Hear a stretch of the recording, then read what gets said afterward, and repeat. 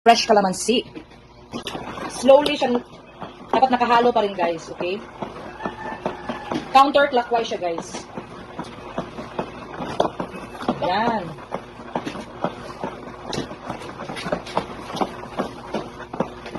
Ang bango-bango. Ang purpose nito guys is antibacterial siya, at the same time, pampabango, at the same time, coloring. Okay? So ayan guys, inubos ko na siya guys.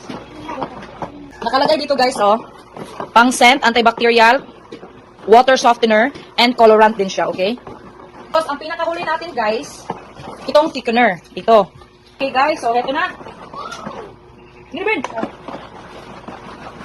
Huwag biglain guys, okay? Para mahalo siya na maigi. Thickener kasi siya guys, so mamaya unti-unti nang mag-sticky at makapapagod siya ihalo. So ito yung sekreto guys, para lumaki yung braso natin guys.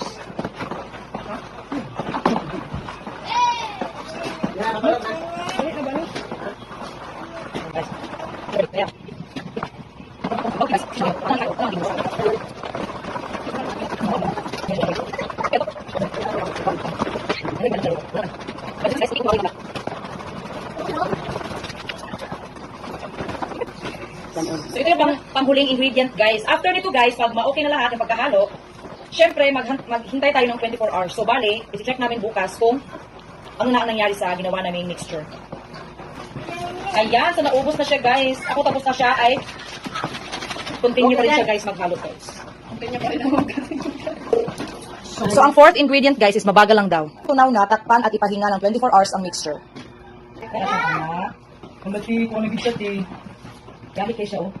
Guys, habang ako ay naghahalo nito guys, as I have observed, nakakapagod na siyang ihalo guys.